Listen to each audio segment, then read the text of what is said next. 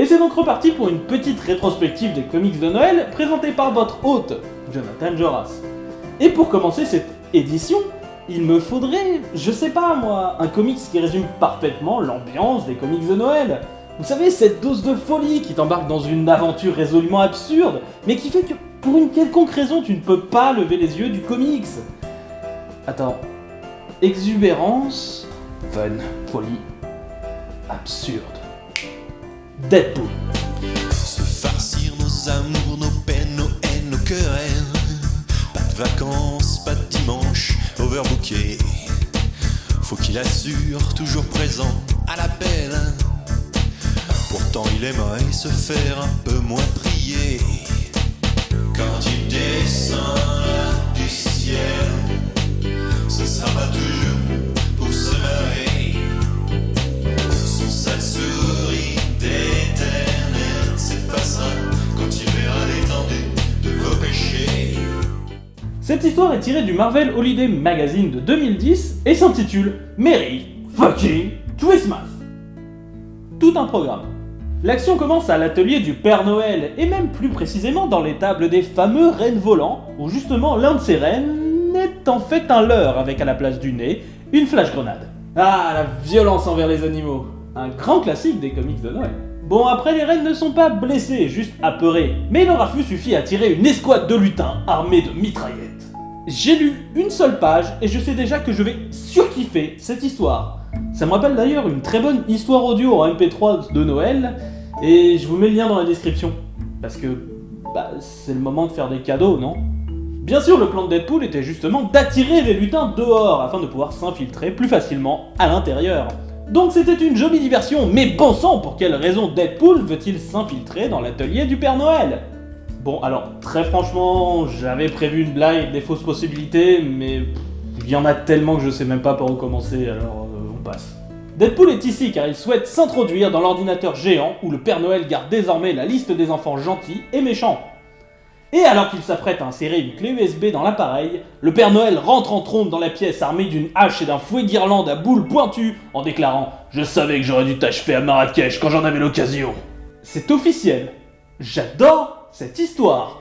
Surtout que le combat nous montre des possibilités intéressantes. Ici, le Père Noël n'est pas un gros lourdeau pâteau qu'il faut sauver comme on voit assez fréquemment, mais plutôt une espèce de guerrier super entraîné. Après tout, il bouge à la vitesse d'un homme qui visite 300 millions de foyers en une seule nuit, et il peut se téléporter en se touchant le nez. Oui, pour ceux qui ne sont pas au courant, le Père Noël est souvent représenté comme ayant des pouvoirs magiques quand il se touche le nez. C'est un bout du folklore extrêmement utilisé aux États-Unis, et par chez nous, vu qu'on a peu d'histoires où le Père Noël est un putain de badass, on n'est pas trop au courant. Le Père Noël est donc sur le point d'achever Deadpool, clamant fièrement qu'il ne restera du mercenaire même pas assez pour remplir une chaussette, quand soudain l'abominable Homme des Neiges attaque. Il se trouve que l'attaque de Deadpool a affaibli le périmètre de défense de l'atelier, lui permettant d'entrer. Oui, j'imagine que la faune au pôle Nord doit être assez violente. Le Père Noël se jette sur ce nouvel ennemi, mais semble être assez vite dépassé. Deadpool en profite pour péter un nunchaku en sucre d'orge pour planter l'animal en criant « Le Père Noël est à moi !» C'est quand même bizarre que le Père Noël se fasse aussi facilement battre par l'abominable Homme des Neiges alors que juste avant il a foutu une branlée sans effort à Deadpool, mais bon, c'est tellement fun qu'on peut passer facilement au-dessus de ce genre de petits problèmes. Le Père Noël doit donc la vie à Deadpool, et lui demande donc « Mais au fait, pourquoi on se battait ?»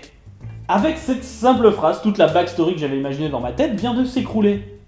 Et pourtant, elle était super badass, il y avait des courses-poursuites dans Marrakech et tout, c'était génial. Je veux dire, je comprends que Deadpool, ne sache pas trop pourquoi il va attaquer, c'est Deadpool, tout ça, ok. Mais le Père Noël, attaquer quelqu'un sans savoir pourquoi, ça cadre pas trop avec la vision du personnage.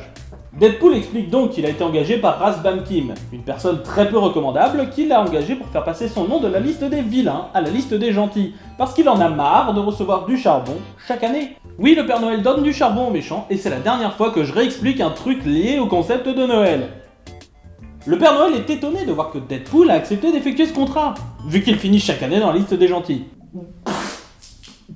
Quoi ? Deadpool chez les gentils ? Tu te fous de moi ? Parce que construire un flingue qui tire des hamsters enragés, c'est gentil. Séquestrer une vieille dame aveugle chez soi pendant des années en la torturant occasionnellement, c'est gentil. Pensant si même le Père Noël trouve ça gentil, je comprends mieux l'état de la société d'aujourd'hui. Apparemment, Deadpool a accepté le contrat, car le Père Noël ne lui a jamais offert le cadeau qu'il désirait depuis toujours, à savoir le set complet des distributeurs PS Collection Monstre du communisme.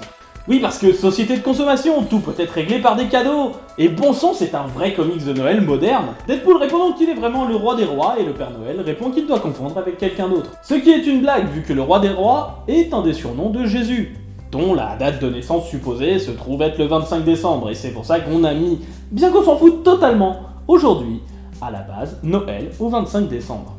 Et beaucoup de chrétiens ont même reproché au personnage du Père Noël de faire oublier la date de naissance du petit Jésus. C'est même pour ça qu'en 1951, en France, on faisait brûler des effigies du Père Noël.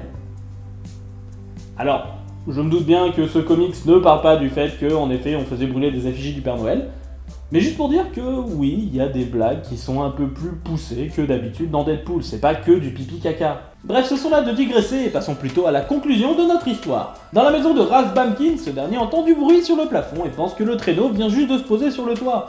Faut dire aussi qu'il avait sérieusement l'air d'attendre le Père Noël avec des cookies, du lait et un magazine de charme. Bizarre, certes, mais pas moins bizarre que le fait que ce soit Deadpool qui sort finalement de la cheminée en tirant à tout va. L'histoire se finit sur le titre Merry fucking Christmas. Et fin. Très franchement, une bonne petite histoire bien sympathique, même si je pinaille ici et là sur certains points, qui auraient de l'importance sur une histoire sérieuse, mais qui n'en a pas ici parce que, de 1, Deadpool, et de 2, Noël. Et oui, on est reparti pour voir une bonne dose de comics bien bizarres, et que Dieu me patafiole.